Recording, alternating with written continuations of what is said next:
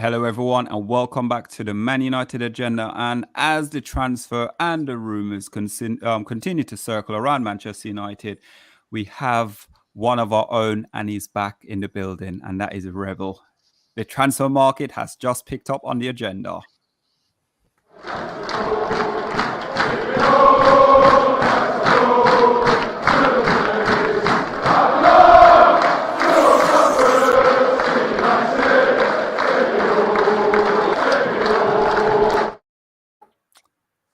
Hello, everyone, and welcome back to the Man United agenda. I am Solo, and we've got OMONDI.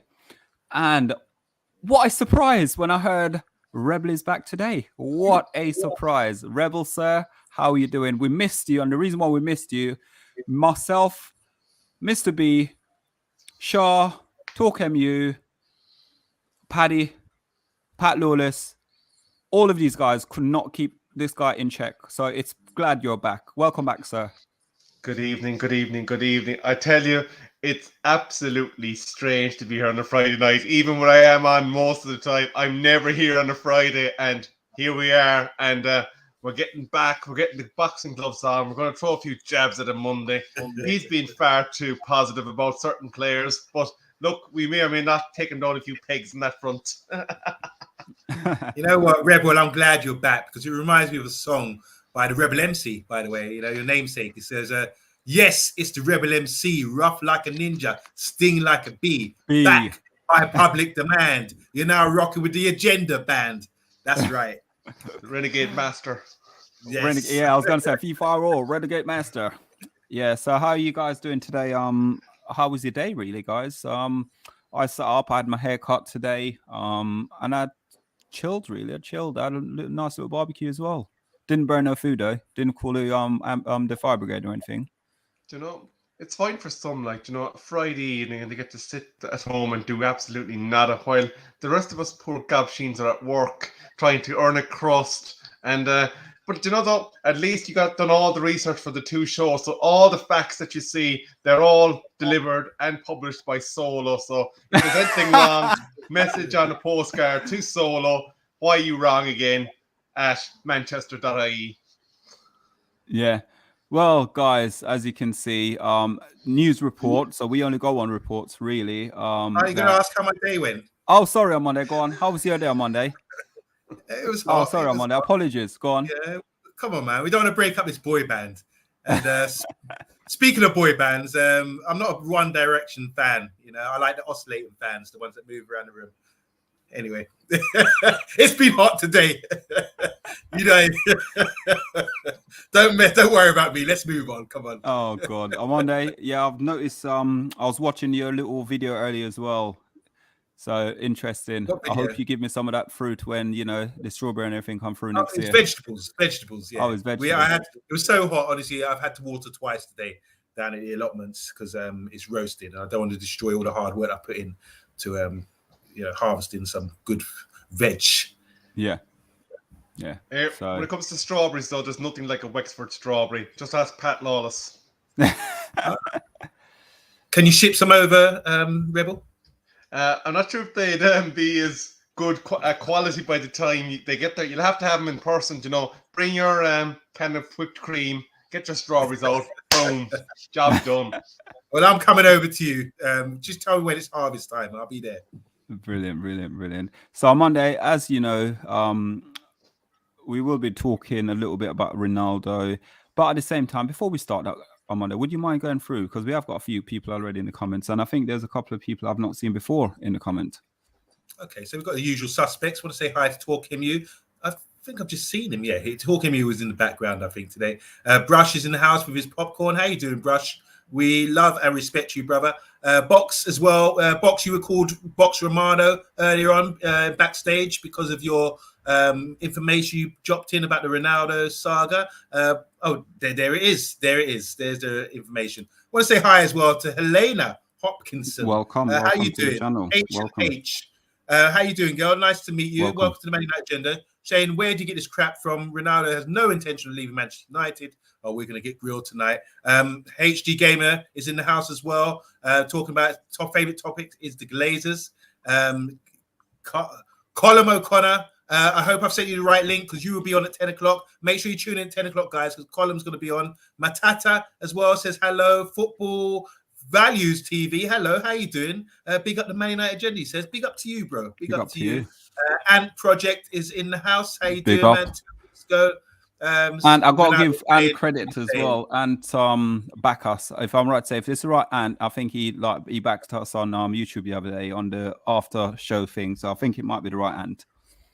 And yeah, just everyone's just saying hi to one another. So yeah, let's get typing in, guys, because it's going to be an interesting show. It will be indeed, guys. So reports, you know what it is. Every time I seem to talk to Rebel, there's always some sort of story that flags up and come up. And me and Rebel always get excited about the stories. Oh my God, we need to, we do our quick little phone call and everything like that. And today we found a story that's going around regarding the Cristiano Ronaldo apparently would like to leave Manchester United. Obviously, there has reference that he stated at the end of the season that he would want to stay at Manchester United and work underneath Ten Hag. But reports are saying that he wants to go back to Italy and work with Jose Mourinho. Obviously, these are stories, guys. We do not know if these rumors are true, so we need to let you guys know. But we can only have conversation around the topic. So before we start that, we are going to use a Gary Neville quote before we start it, because it seems like every time there is a ex-player or a pundit comes out, there always something leaks from Manchester United. So we'll start with the Gary Neville quote first. So this is Gary Neville. He says, I know early in the window, but it's worrying that United are struggling to get business done. So he's worried about the business not getting done yet. The others seem set and ready, yet United can't keep moving. Erik ten Hag needs his group together ASAP to mould them. Bringing them in late will only make it harder for him. It happens soon. Okay, so again, we're going to go through this. And guys, like I said, this is only reports. We are not sort of that source. We don't hear everything inside Old Trafford. So on Monday, let's kickstart. Actually, let's kickstart with Rebel, because Rebel ain't been on for a while, So Rebel, no smoke without fire, as what they say. I'm not saying I believe in the story, but at the same time, what do you make of the Gary Neville made a statement yesterday and stuff like this coming out straight away from Old Trafford or newspaper leak?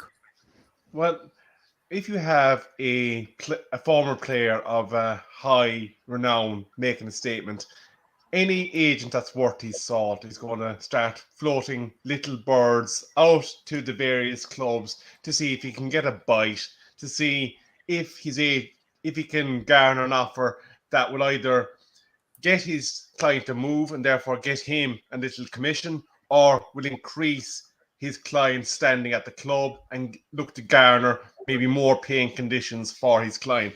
Mendes is absolutely synonymous with extracting the maximum for his agents. I think the only other agent that I ever saw that was anyway close to this guy's level was the late Mino Raiola, because he was absolutely renowned for delivering for his client. But I suppose let's just take the situation as presented. If it were to be some bit true that Ronaldo said, go out there and have a look and see what you can get from me, I think regardless of how big a player is, whether they're one of the top players in the world, whether they're in the mid-branch, wherever they stand, no player is bigger than the project that is underway at Manchester United. Are there teething issues at Manchester United since Ten Hag came in? Of course there are. We probably have had none of the same scouting team, none of the same people dealing with transfers as we did in previous windows. So we're all in a mess at the moment, trying to get people situated, settled, and doing business. And possibly guys that might have been backups or third choices to some of our main targets are slowly being snapped up. We're seeing this Vitina guy that we were sniffing around allegedly. He's being triggered by Paris Saint-Germain. He's off now. Anthony, apparently Spurs are trying to do a swap deal for him, so he could be off the table soon. So we're starting to notice that players that would have been within our reach maybe to get are slowly getting taken off the chessboard. But with Ronaldo, he's a guy that's probably in the last couple of seasons of his professional career as a footballer. He's 37, and unless you have a youth potion somewhere, that he will maintain his luscious long looks and his physicality for the next 50 odd years. He's going to retire soon. That is a fact of life. But for me, I do think it's concerning that the media circus is constantly around Manchester United. That, for me, is the bigger concern rather than the substance of Ronaldo, whether or not he's leaving. It's that we are constantly being dragged through what appears to be leaky information. On Monday. I'm so glad that Rebel's back. Man of reason, And he made a good point there about the agent, what the agent's job is to do. They go around and get, try and flog off some players if they can. If they see an opportunity with Manchester United, especially because we do pay a lot of money, we do pay wages. We got that Man United tax with players and that kind of thing. If they can sort of put some news out there, plant a few seeds, they get paid. So it's to benefit them as well. So that's a really great point you made, Rebel. Welcome back with that good point. We've missed you, bro. So with the Ronaldo thing, it came out earlier. I was sitting at work on my typewriter and just minding my own business. Suddenly I got like the bat phone rang, you know what the bat phone's like, an emergency only. And it was Errol and Rebel and everyone else. Guess what? The news has come out. And obviously, as a channel that we cover Man United, this is massive news. And so we didn't know at the time what was really going on, but we said, right, we have to use this. We have to discuss this and see, how true this could be. But as soon as we started digging deeper in investigating this case, we realized that, as Rebel said earlier, it could just be pouring out, the player just trying to create some news. There was a few reports about it, but we didn't think it was valid, to be honest, and a bit of a clickbait thing. But if you really think about it, we had to ask the question now, because we're talking about it. Ronaldo, he came to Manchester United. He had a good season, granted, but there's a big transition going on at the club. If he was to go to a Champions League club, what clubs out there would want him? What clubs could pay his wages? So the clubs mentioned was Roma and Sporting Lisbon, and those two clubs, I don't think going to win any Champions League anytime soon or get far in that competition. I don't think they can pay his wages either. So that's a no-no for me. And also, as I said in the comments, a couple of weeks ago, Ronaldo came out. He doesn't talk much, but he came out and said something quite decisive recently, saying that he's happy with Erik ten Hag to come in. He hoped he endorsed him as a player representing Manchester United. Unlike Gary Neville, he's endorsing him and saying this is good for the club to sort of make changes, because he's in the club. He's seen the uproar and disharmony that's going on at the club. So he knows. So when we heard that, we all breathed a sigh of relief. I'm sure we all did. But when we look at the Gary Neville comment, for example, I think he might be correct, Gary Neville, because the fact is we haven't made any signings as yet.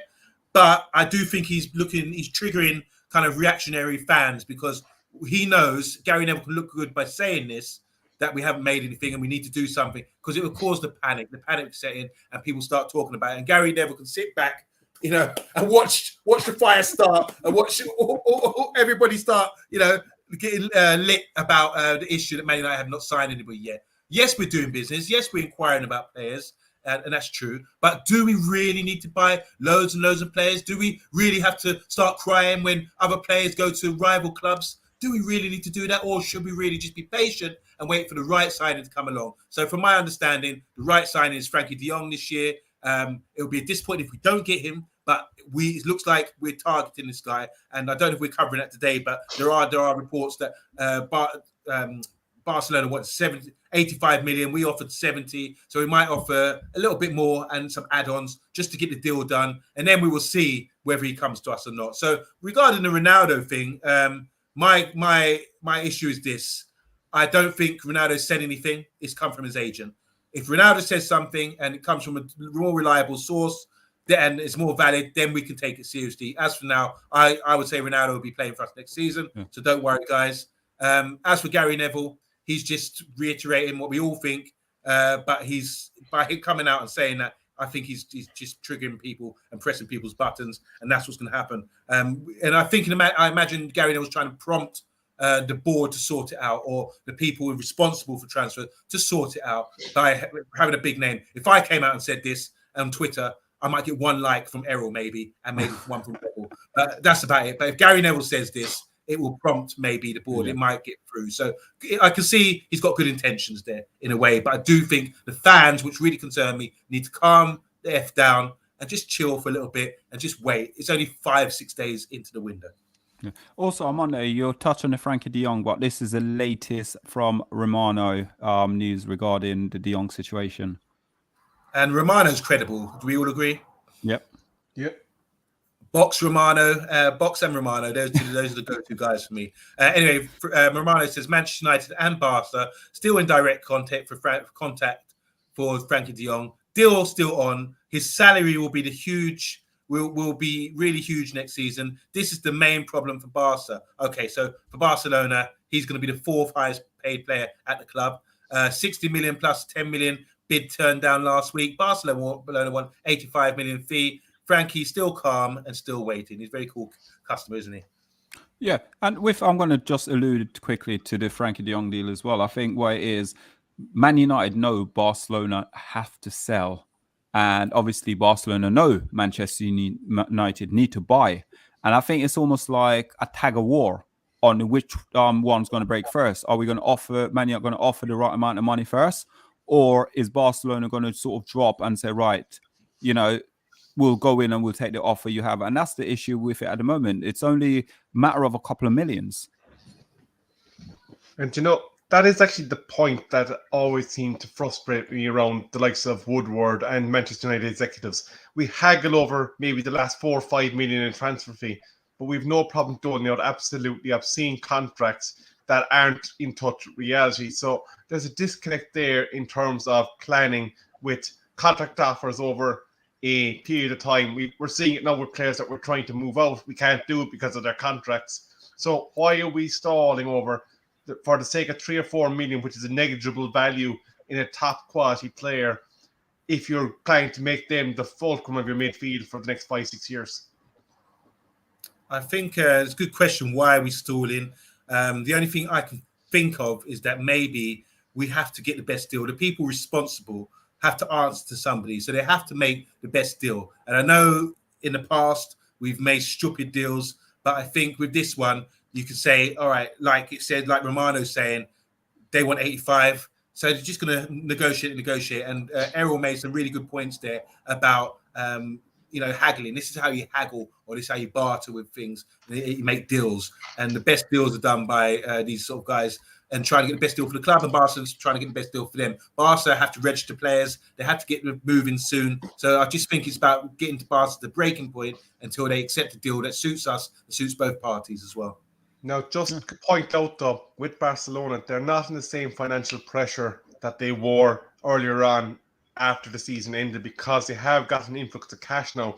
So the more financially secure they get, the least likely they are going to shift from their position. And they might even decide, you know what, now we can afford to keep this guy at some point. So Manchester United have to be very, very careful.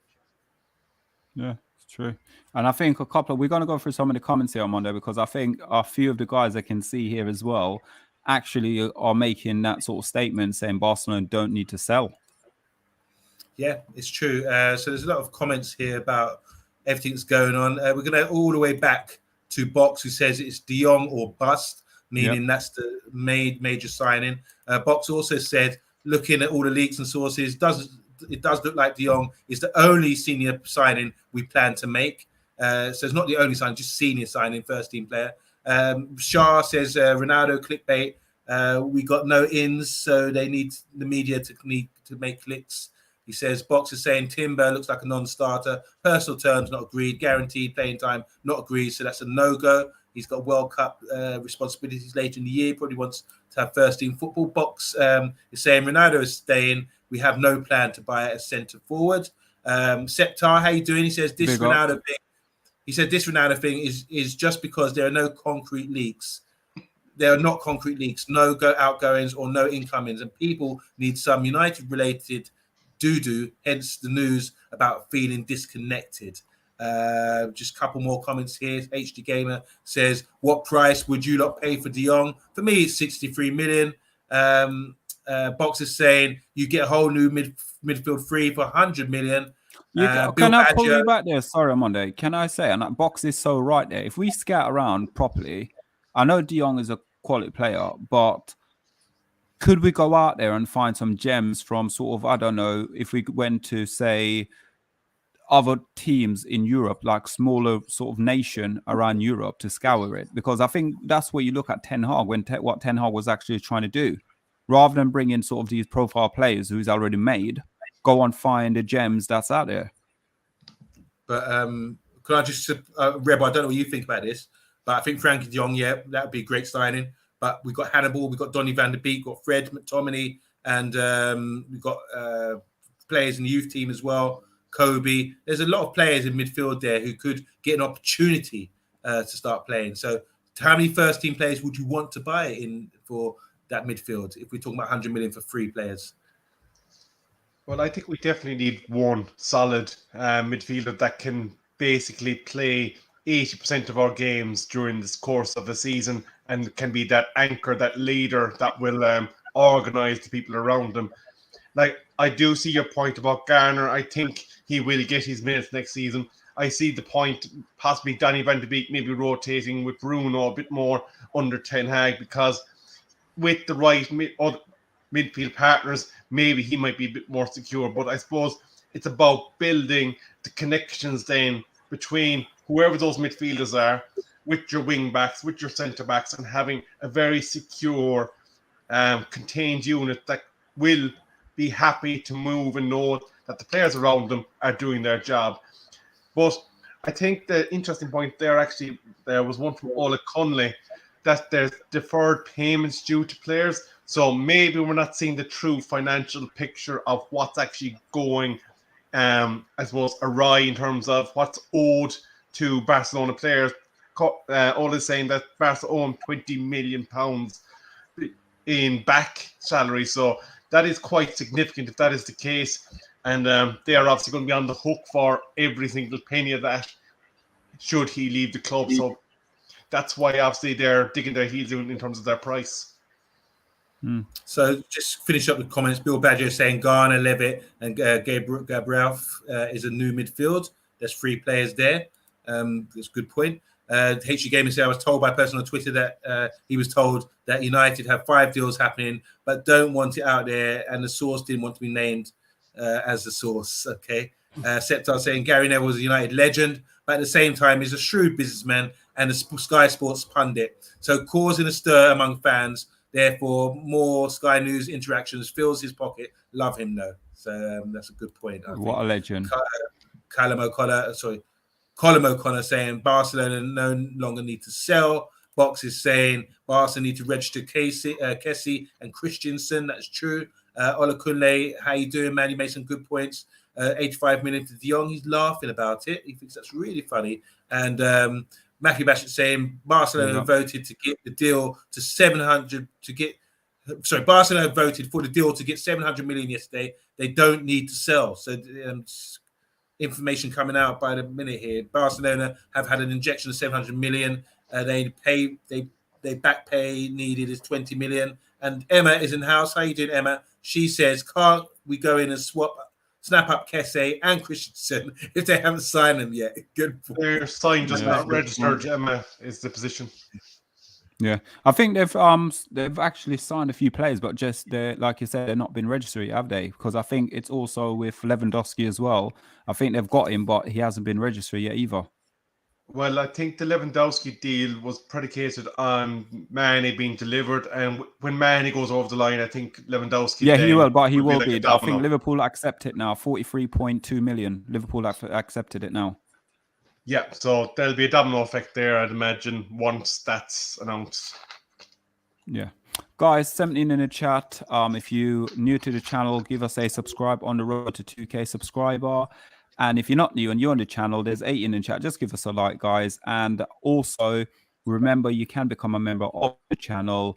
And like Colin, have I got that right, Rebel? Colin, yeah. Oh, yeah, on Monday. Colin will be on tonight.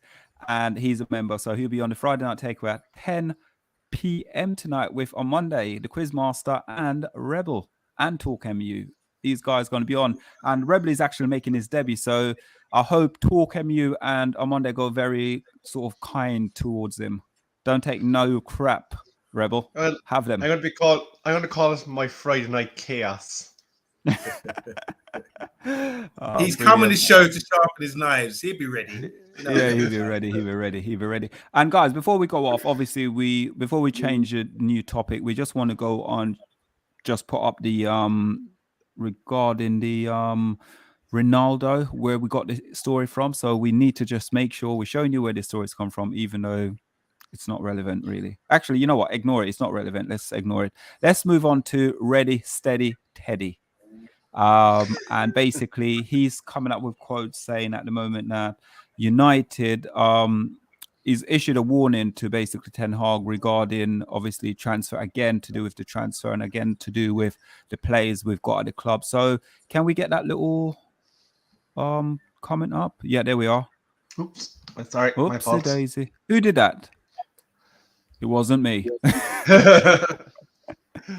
So, Teddy Sheringham, good player. I really liked him as a player. Quality player, quality. Yeah, very good. So Teddy Sheringham has come out and said he warns Eric Ten Hag this season could be absolute chaos, as reported in the Daily Mirror. The former United striker believes things could get worse before they get better. This is a quote from Teddy saying, everything has been sliding out of control. People say it can't get any worse. It can get worse. If the club isn't structured right from top to bottom and put on the right path, then United could slide even further, he states. So he's also, like Gary Neville's, throwing it out there and raising a bit of concern about the current situation of the club.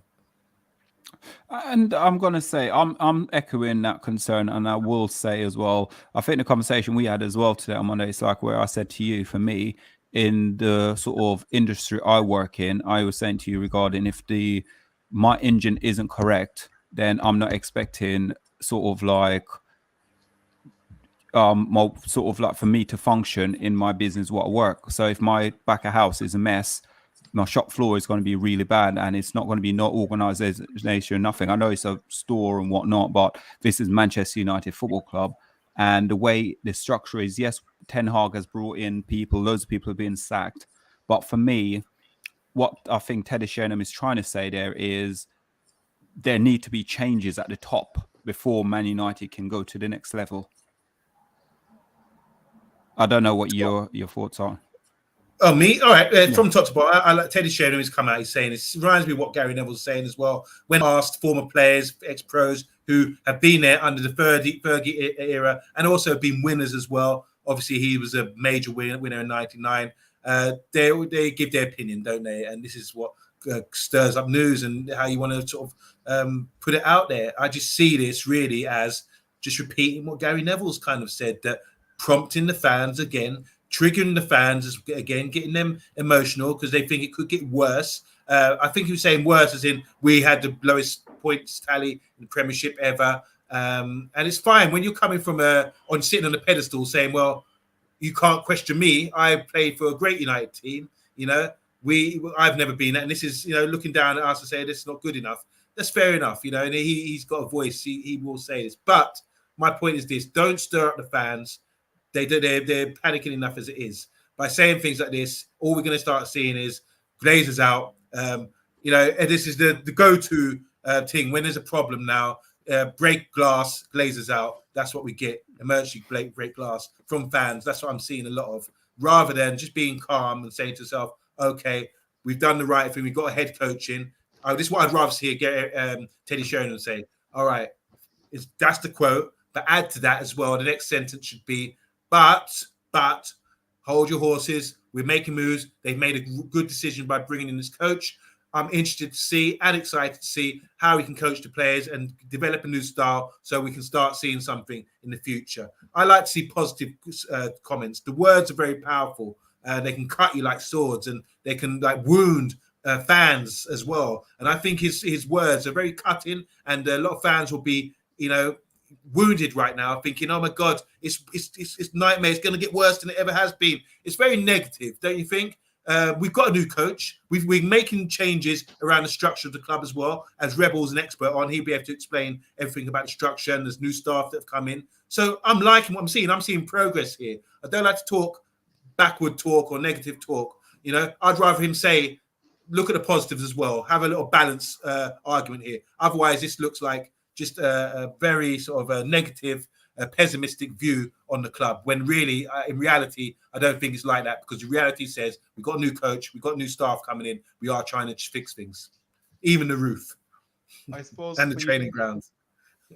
when you think about the whole Glazers out and the movement there, I suppose a lot of fans, regardless of even if Manchester United were winning Premier Leagues, their staunch viewpoint is, given that the way that the club was acquired, that they need to leave, and it doesn't matter what is achieved on pitch, that is going to be their viewpoint.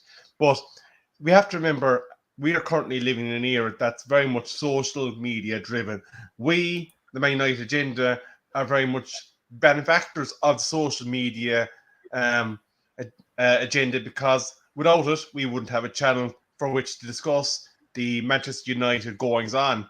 But players and foreign players, they now start to fancy themselves armchair pundits and are expressing their views, and they are being very critical of what is happening in the club, that they, because this generation knew only one thing, they knew success. And it is alien to them to see Manchester United struggling the way that they do on the football pitch. And you talked about the structure on Monday. And I think, yes, we have made very positive acquisitions in terms of the coaching. Ten Hag is very, very much at the top of the level in terms of the coaching that he can deliver to players. Whether he has the playing staff, we will see in the coming weeks. He has apparently name-checked a number of young defenders that he fancies. We might mention that in the takeaway later on, so stay tuned for that.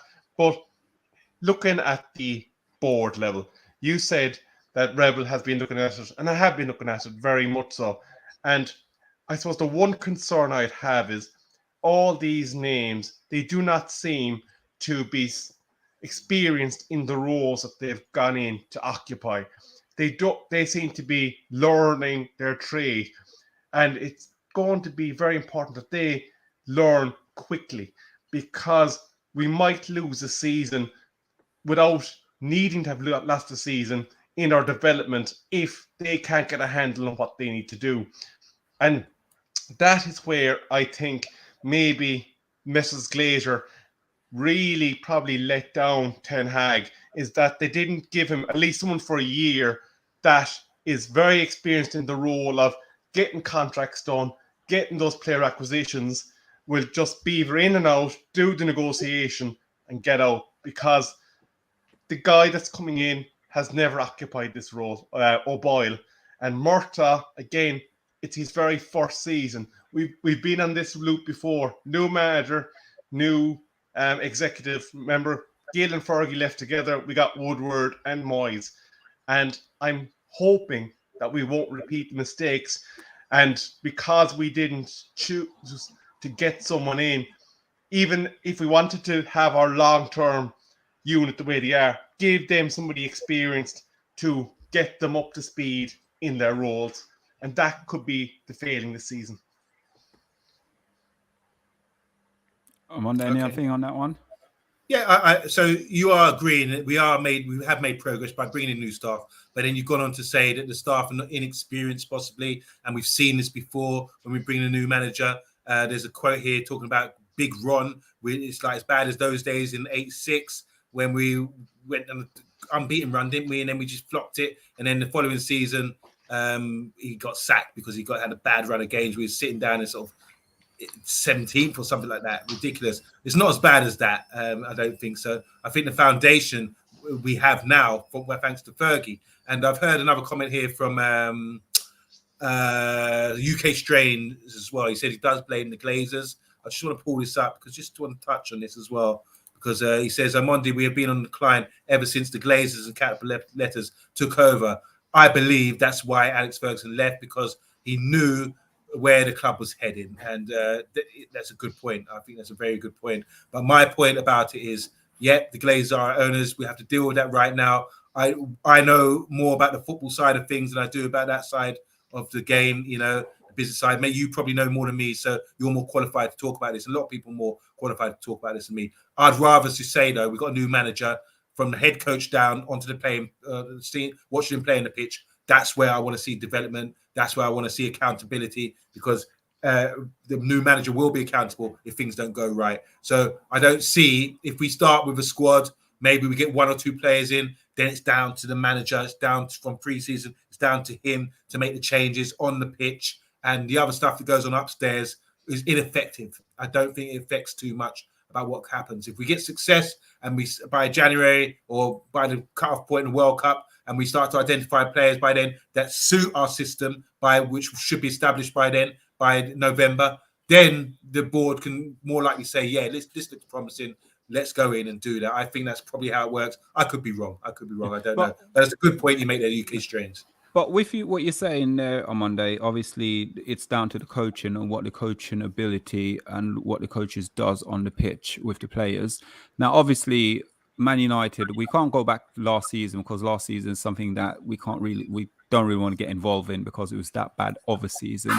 But with the current players we've got right now in the Manchester, in this 11, say imagine 25 squad we've got at Man United at the moment, with 11 players is gone out of that 25.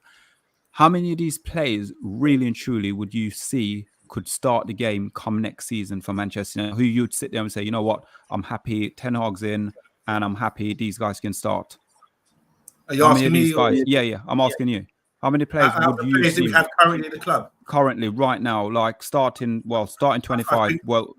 I think we're comfortable. We've got good numbers there, and this is what, especially if you're bringing back the players from loan and talking about, because even Ethan Laird was talked about the other day as right back coming on tour. We've got James Garner coming back. We've got Hannibal, who's about to blow. We've got Garnacho, who can play either wing. You know, it's exciting. He got a quote from Mascherano the other day saying what a great player he is going to be. You know, we've got Palestri, who's been on loan for Alvarez, playing in the first division in Spain, and also set up a goal for Cavani the other day on the senior debut for Uruguay. So you've got Ahmad, who's international for Ivory Coast. These are all players in the bracket of young, you know, under 22. And that's something that, we talked about the word molding earlier on in the show, that's something Ten Hag can do. He's got players there, talented players that can be molded into something special. So in a few months' time, I really expect us to be sitting on the show saying, wow, I didn't see that coming. This player really settled in. Because we like to think, not just us here in the Man United agenda, but a lot of people like to think, oh God, it's a huge step up. We have to take this have to take a few steps.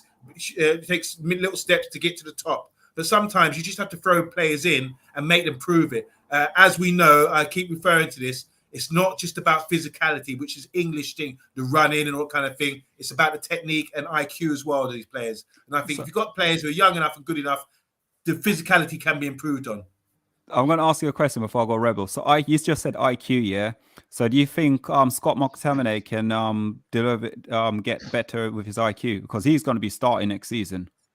Well, I think here's the issue, yeah. I think if you've got a job to do and you know your areas, your zone, what you're supposed to be stuck in or playing in, which is going to be like that. It's a zonal game. You've got to understand where you've got to be positioned at all times. You can't just be making stupid runs. You might have someone barking orders at you during pre-season, telling you off. You might have some video data analysis to go through where you go through and it will indicate, what were you doing here, Scott? Or you might have that at the training ground where they'd be recording it and saying, Scott, you did this again. What were you doing? Until it's drilled in over and over and over again. So I think there is opportunity for players to get more understanding if you know what your job is and you know what you're supposed to do. And even players like Scott McTominay, who we might not, when I say IQ, I don't think he's tactically inept. I think he is tactically inept, sorry. And I don't think he's got the technical ability as well. But if you give him a job to do and say, right, all I want you to do is A, B, and C and simplify the game, I think he could be quite effective. Rebel. Okay. I'm going to come at the Scott McTominay issue just briefly first, because I watched Scott when Scotland played my beloved Ireland in the Nations League Fun Bags tournament that was on. Because we, as a nation, we've been struggling to score goals. We've been struggling to take control of games. We've been struggling everywhere on the pitch internationally in this Nations League campaign. We had not scored against Azerbaijan and we had not scored against Ukraine in the previous two games. We put three past that Scottish team. And Scott McTominay was absolutely roasted alive. So the question you have to ask yourself is, in a team that was devoid of confidence, opposition-wise, that your Scottish teammates, for a rare occasion, would have had the more flashy players, the more experienced players, the better players, and you're struggling against Ireland. You got to ask yourself, where is the lacking? Where Scott McTominay, unfortunately, is after finding himself is he's slowly being ponied around and put into different positions because there's a need to fill that gap, and they're going, okay, let's just throw Scott in there and he'll do a job. But I think, unfortunately for him now, it has pretty much taken away his judgment for certain positions, and that is a liability. And really, in reality, the most you can expect of Scott is to be a cover player for you next season. I'm not going to delve into the other question that you had too much because it is stepping on the toes of the takeaway show just a slight bit. keep some of the secret away from the takeaway show. Don't all give it all away now. The one point I want to make is this. If you're bringing in X number of 17, 18, 19-year-olds, that's fine. We've done it before, the class of 92. Great. But what you have to remember, though, it's going to be a 50-plus game season.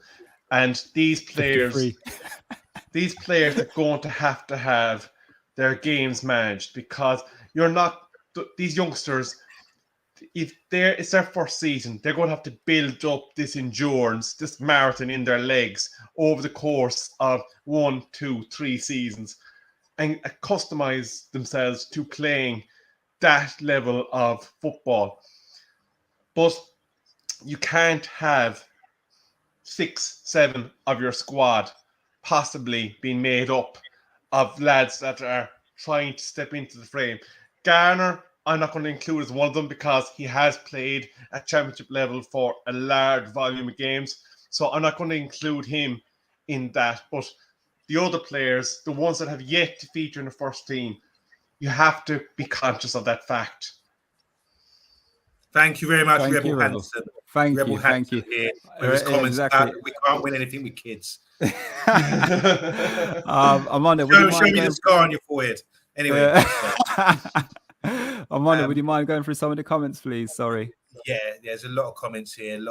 Obviously, we're saying here, I had UK Strains, what he said as well. Got Box here saying, I thought a centre-back would be second or third in priority. If plans to offload Jones, Bailey, Tanzabi were true, looks like all three or some may stay of the centre-backs that he mentioned there. Emma's saying at Box, Ten Hag built his team playing style from the midfield, as I understand. So when the midfield is sorted, he'll look at the rest. So I think he's starting with the midfield first, as you can see, going in for Frankie de Jong. Box is saying, Emma, I think Ten Hag will improve us defensively, even if we buy no defenders. I agree with Box there, totally. When we talk about players that are currently there, got Fernandez, who's a left back, and Brandon Williams, another left back as well, who's right-footed, he can play right back as well. So these players also should be an option for us if Ten Hag does it his way. And also Box has thrown in Mendy as well. Mengi, who's a centre-back by trade. And he's been promising. He's well respected at the club, coming through the ranks. Mohammed is in the house. We got Mohammed. How you doing, Mohammed? All the way from Ghana. Hope you're well. He says Man United should sign top midfielder Frankie de Jong. Emma's saying, Box, that's what I meant. We're definitely not going to be ploughed through this season. Fingers crossed, she says. Hope that means ploughed through. I didn't get that wrong. Badjo's in the house. He's saying something really good here. He's saying, spot on, Monday. Let Ten Hag coach these players. It's not all about buying shiny new toys all at one time. There's a man of reason. I respect you, Bill Badger. Box is saying, when Solskjaer left, he saw a drop-off with McTominay. Olakunle saying, good show, but Monday's waffling rather than answering my questions. What question is that? Nobody knows. If you ask a direct question, I will answer it directly if that's what you want. But anyway, that's what we're here to do. Box is also saying McTominay had some solid performances under Solskjaer, because remember Rebel was saying internationally he's looked disastrous at times. Certain games he did a job when asked upon. HG Game is saying, I can't actually wait for pre-season to watch some football. Some real football, that's right. Box is saying, if we want to challenge for top honours, we won't have McTominay or Fred starting. That's been said a lot over the years. Emma Kay saying, do you actually think Ralph is good with Austria? He only won one game against France, who was literally bottom of the group. Please, people keep saying he's great for there. And Ola Kunle saying, class of 92 had experienced players to help them out, players who wanted to be at your club. Good point. 17 players wanted out in January. There's a few here. Fred is squad rotation option he showed under Ranieri. Come on now, man. Where's everyone talking about Fred's squad rotation? Fourth best player at Man United this season. Ola Kunle saying Alan Hansen was right. You can't win anything with kids. Name that squad.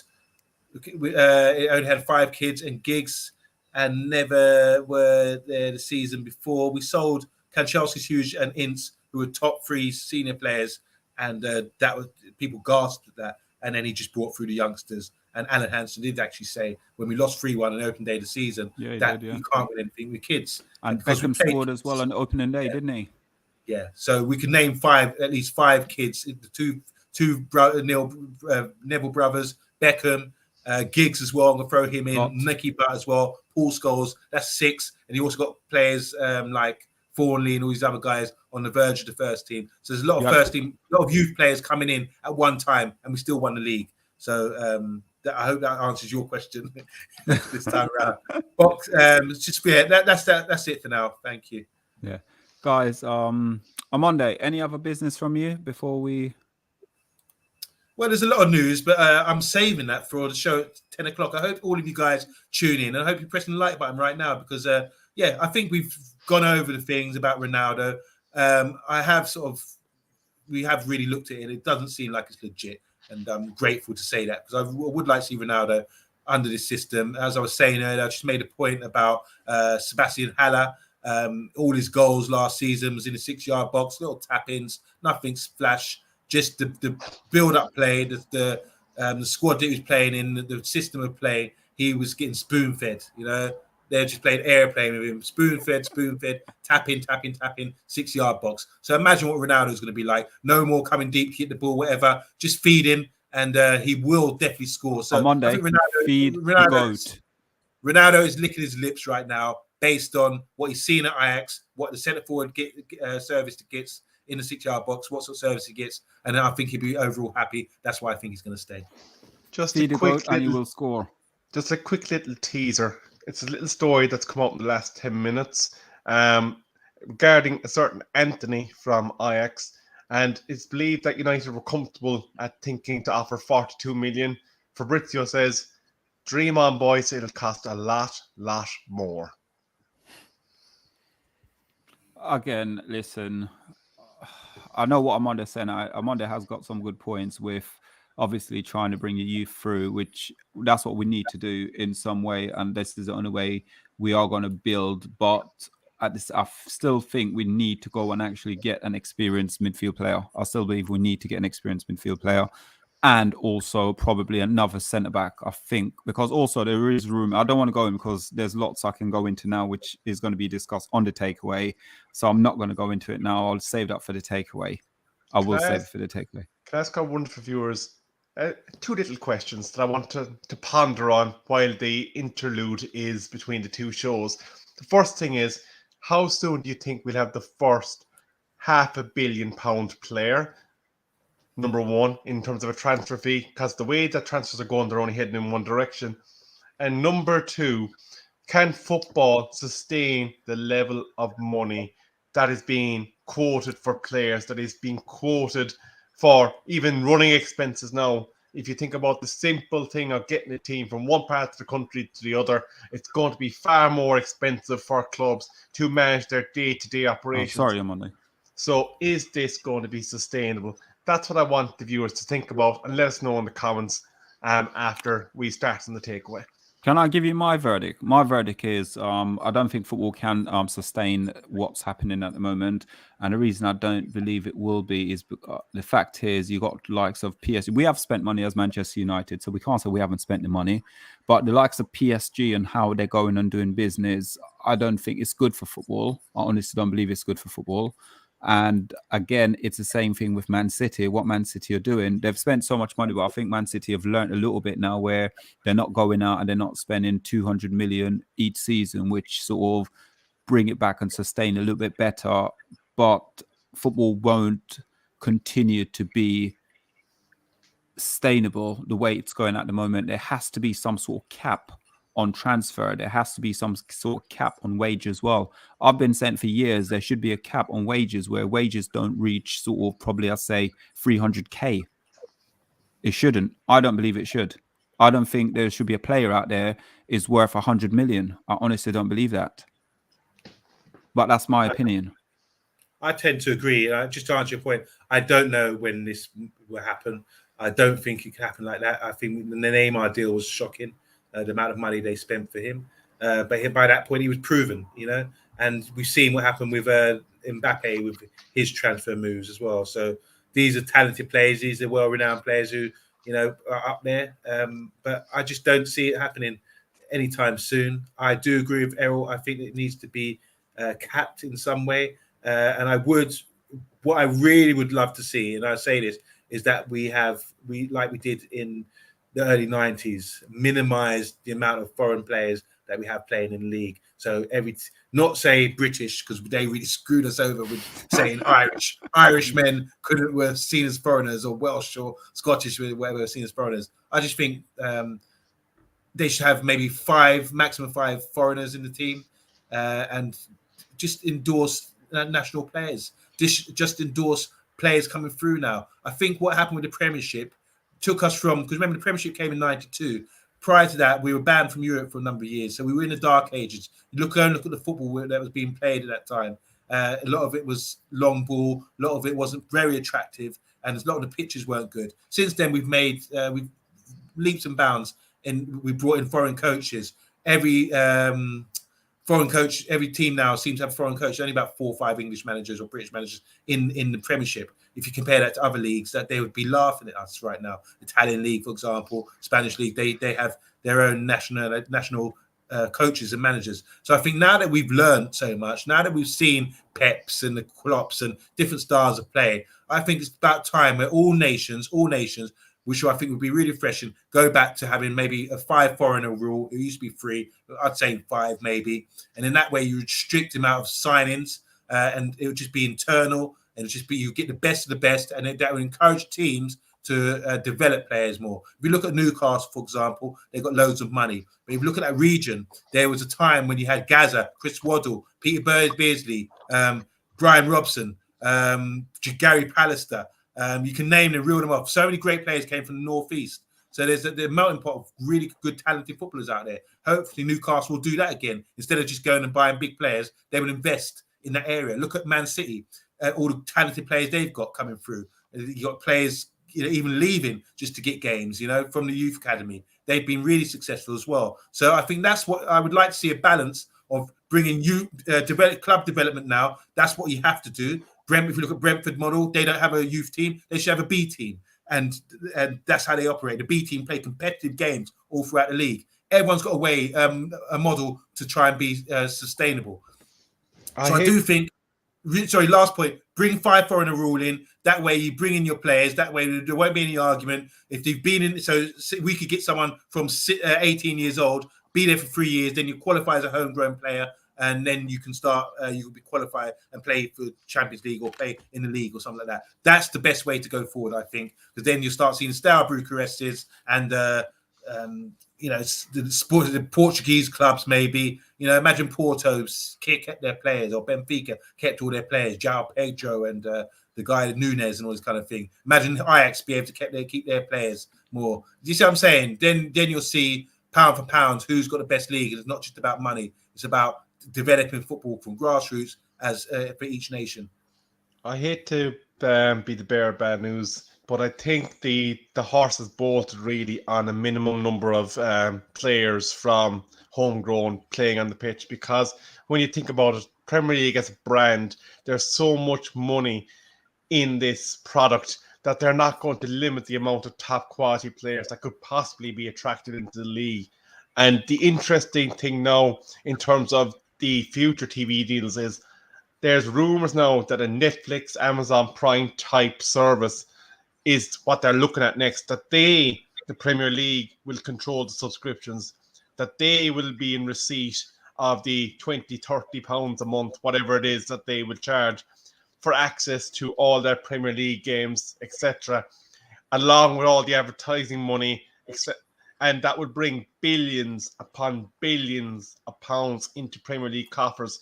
So if they are planning to go down that route, they are not going to want to have a rule in place that could maybe potentially stop the likes of a Haaland coming to City, because City had to get rid of 2 or 3 players in order to meet their number of homegrowns in order to accommodate him. So I think the way that it's going, we're probably going to be heading more and more towards that streaming type environment with their next media broadcasting deal, with them then taking more control over the money rather than a Sky or a BT getting it. Maybe they might get in to bed with one of the existing streaming services because they'll have the existing technology. They will know how to do it. I think Amazon Prime currently does sports, so they will create their own corridor, and then you'll see, unfortunately, the money issue and the cap and the necessity for a cap is going to become all the more prevalent. Yeah, far too much money in the Premier League. Armando, would you mind going through some of the comments, please? Certainly. I haven't highlighted them all, but maybe we're going to start from. So, sorry, this one. KC Gamer says Ronaldo get 30 goals. He's fed right. Box says Romano just said Man United have no interest in Fitana. That was never on the table. Now he's off to PSG. Was the Man United name used again to up the price? So Alan Anderson. Oh, so we said this one about the kids. That's from Ola Kunle. He's talking about Alan Anderson thing. KG Gamer says Paris Saint-Germain are set to sign Fitana from Porto. Here we go. The official proposal worth was 40 million. He did ask for the minimum fee. Release 4 clause, and then they would definitely let him go. Colin O'Connor says, I don't think so, Box. I think it was a case of let's say that because we lost out again. Talking about Fitana. Just to answer your question, Rebel, Olakune says Mbappe is the first 1 billion pound footballer by a club contract alone.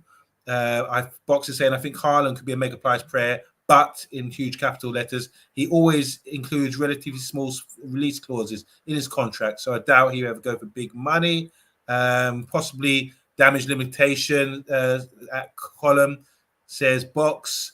United always do that, says Column. Going some more on here, says HG Gamer says Newcastle will be the next club to ruin football. Cap on transfer fees like 20 million cap. That's an interesting point there from HG Gamer. MLS has just announced from Olakunle. MLS has just announced £2.5 billion sponsorship by Apple. Stop crying, Solo. You Manx were moaning when the club was the only club in world football allowed to have shops in China for 10 years. Emma's saying we get to Colin O'Connor. We could also have been asked about him once if he was interested in moving this summer, and they make it out to be we were in for him heavily. Talking about the deal that's gone through, this upsets a lot of people. The Premier League would become poor against this HD Gamer if what we propose. It's to do with you saying about limited the foreigners. Yeah, but I think fair enough. It's good. But you have to remember the English clubs over from 1977 to 1984. I think they didn't win the European Champions Cup or the Champions League twice during that period. Box, so they were dominating. Box says if we don't buy Anthony for right wing, we will have a front three of Sancho, Ronaldo, and a question mark who the other guy would be. Ahmad, that's a question mark. Emma, this is from Carla McConnor. We spoke to him in regards to personal terms, but we never placed a bid in. Newcastle says here, Newcastle can't buy their best players until they get European football, says HG Gamer. Bill Badger says Palestri is better than Ahmad. It's a good shout. Bill Badger also says true, Garnacho was never too young, and homegrown players rule is already in place. That is true. In a 25-man squad, you've got to have, I think it's say 9 or 12 homegrown players. between 18 and 25, so between 18 and 21. So that's how you qualify being homegrown. I can't remember the number, but that's true. But I'm talking about overall how it used to be, limiting that.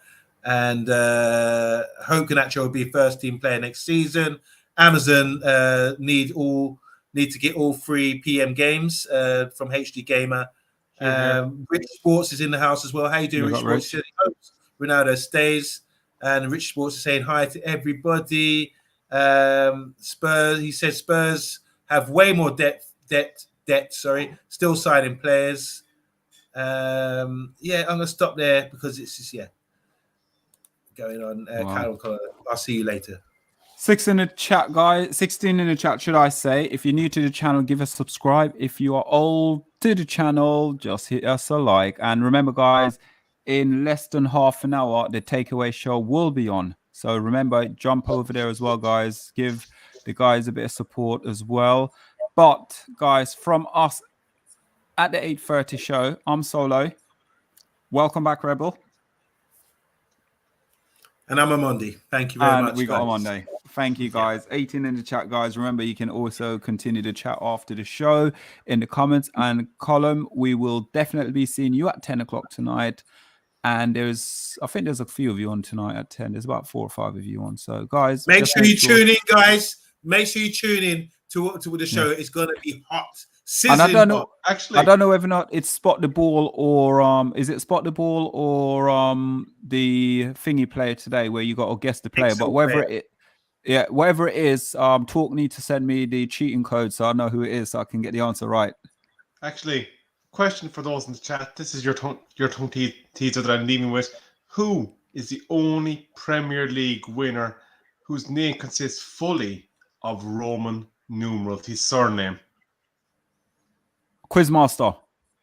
He knows. I know the answer to this already. He told me. He failed, so he did fail when I asked him. I didn't see no one telling me that.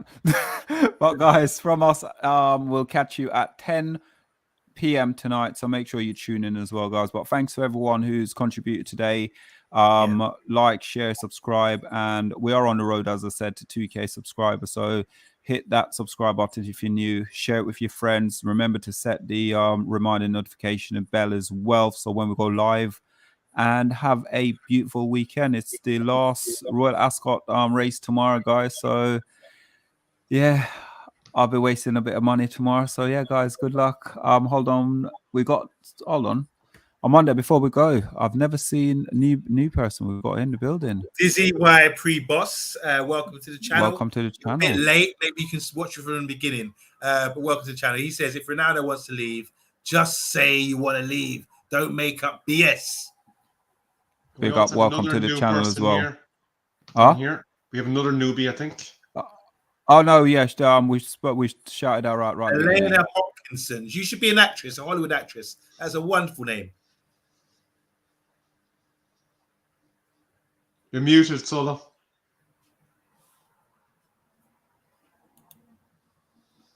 Still can't hear you, so I'm just going to talk about Ola Kunle here. He's saying, well done, Omondi. Excellent job reading my comments. My spelling is awful as playing FIFA 22 at the same time. But yeah, thank you. Really engaging. Your comments there. Can you hear me? Yeah, we have. Yep. We are going to be doing a FIFA tournament on the FTB YouTube channel as well. And Ola Kunle, I cannot wait. Because I swear, every time you play that game on any tournament we play in, you get absolutely destroyed. So you better. He's already put the cheat on the banner group already. That's how bad it is. He's got the cheat ready. This is part of the reason why England are not very good at football still, because most of the guys are still playing FIFA, like that, when they should be playing wall ball or World Cup or next goal wins or something till late at night till it's dark. I mean, it's 9:30 now. It's still light. My mum wouldn't be calling me in just yet. It would be another half an hour or so. That's how you get talent. Get out there and start playing football instead of talking about with your fingers and a joypad or something. Grow up, guys. Oh, guys, from us, good night. I've been Solo, Rebel, on Monday, guys. Absolute brilliant. Thank you all for liking, sharing, subscribing, and continue the comments, guys. And thanks to everyone who's joined, the newbies as well. Thank you. And from us, See you at 10 p.m. Good night.